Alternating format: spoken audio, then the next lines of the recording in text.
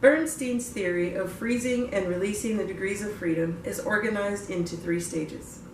The first stage is that of freezing the degrees of freedom that are associated with learning a new task. Bernstein theorized that when freezing the degrees of freedom and not allowing too much body movement, it allows for better attention to be paid to an isolated singular part, muscle group, or muscle individually. By not allowing interference from too much stimuli at once, it leaves the individual able to focus on more manageable parts and build from there. Upon mastering the initial sequence, or the first task in a grouping, the individual could then move on to releasing more movement and allowing more freedom of movement. This is when stage 2, the releasing and reorganizing the degrees of freedom, is implemented. In this second stage of learning, the limitations that were originally placed in stage 1 are loosened and constraints are released. This allows for greater freedom in movement and additional learning to take place as it is added to the already accomplished previous task or tasks. It is thought that by isolating and then releasing these sections and muscle groups that would ultimately in the end work together, that the focus could be paid on one action and then compounded upon the next. Ultimately would result in the desired optimal performance of the skill that's being taught. In the final stage, exploiting the mechanical inertial properties of limbs, complex coordination of the integrated movements is accomplished, and the individual can now successfully maneuver multiple joints, limbs, and muscle groups in a precise and well choreographed movement, and then the performance outcome is that which is desired.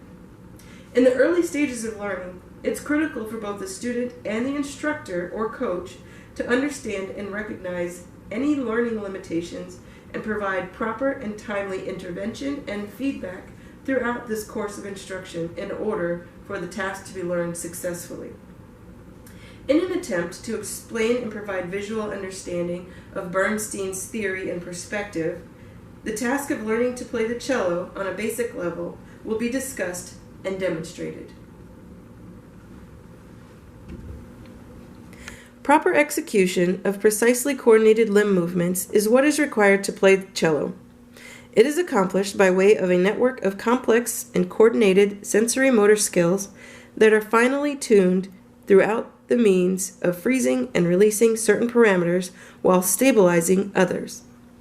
Playing the cello incorporates the use of an engaged core, both upper limbs and fingers of both hands, which will be simultaneously doing different activities and taking different orders from the brain in a finely choreographed manner.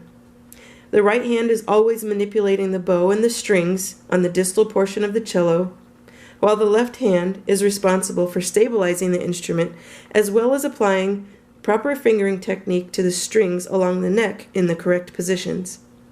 Together, the concerted and concentrated efforts will result in correct sounds and notes being produced.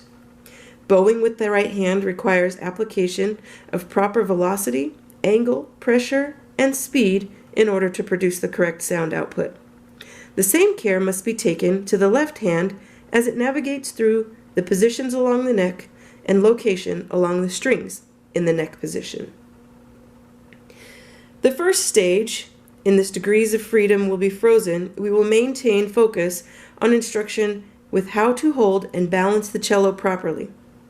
Familiarity with the instrument, as well as becoming comfortable with how it feels to hold using the correct hands, is key. This is especially important if the student is left-hand dominant and needs extra attention to be paid in order to allow them to adjust to manipulation that may not feel organic or natural to them, as the right hand is never on the neck of the instrument. It is always on the bow or the strings, whereas the left hand is consistently placed along the neck of the instrument for fingering of the proper note positions. Once the student understands how to hold the instrument, they now can become familiar with the location of the different parts of the cello. They can also learn the different human body part associations with the different parts of the cello. Upon successfully explaining the anatomy of the instrument, as well as some basic human anatomy associations, attention and time will be given to actual maneuver and manipulation of the instrument. This will begin with holding the neck and applying the fingers individually to the different areas of the neck and moving them about on the positions of the string, feeling along the strings, proper pressure, understanding what the finger feels like with the string underneath it. During this time, it is important that nothing more than stabilizing is happening with the right hand on the legs and the core maintains engaged at all times. This is important in the learning process. Once the student and instructor are comfortable with the progress, learning to pluck the strings with the right hand can now be taught. The left hand will do nothing. The right hand will pluck the strings one at a time.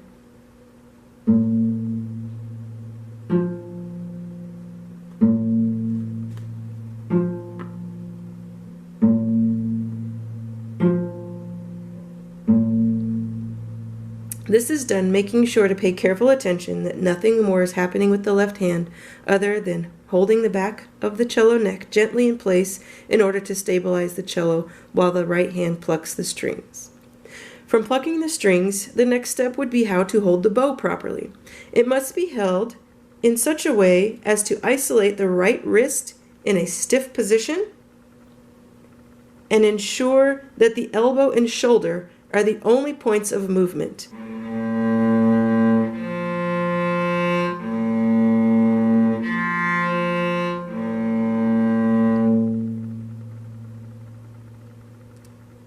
The bow must be applied to the strings with not too much pressure, nor can it be moved across the strings too rapidly at this point.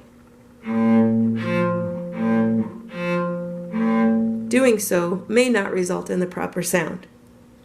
Now that the individual isolations have been taken into considerations with the different parts of the cello as well as the different parts of human anatomy, instruction can now move on to stage 2, where we can begin to release certain degrees of freedom and reorganize some maybe previously learned isolated movements. The fingers of the left hand can now apply pressure to the strings properly in conjunction with movement from the bow.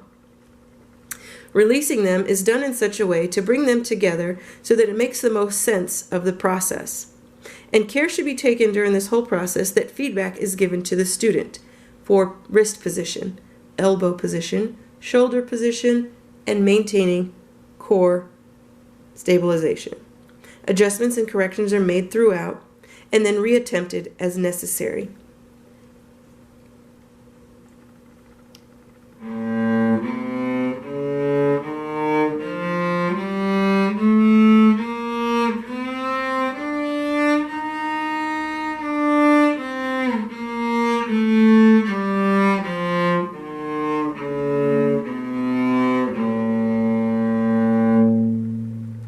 Once making sounds with the correct fingers and the correct bowing has been accomplished, the student and instructor can move on to applying more complex movements.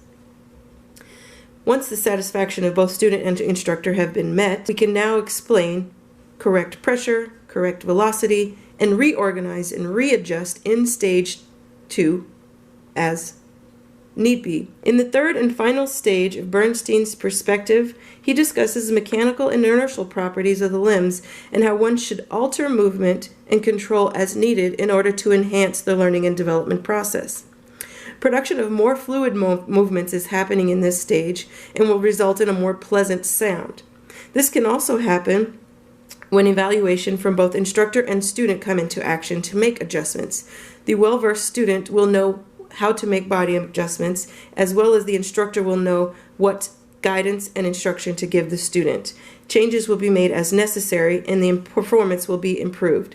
In this third phase, attention can also be paid to making adjustments to the velocity with which the bow is maneuvered, the pressure with which the bow is applied to the strings, as well as any particular body positioning that might need tweaking.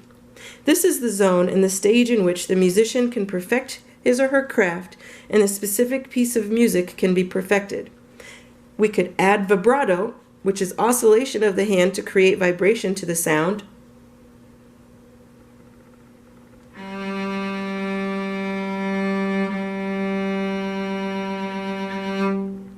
or even do a speedy pizzicato, which is coordinated accelerated plucking for musical sound.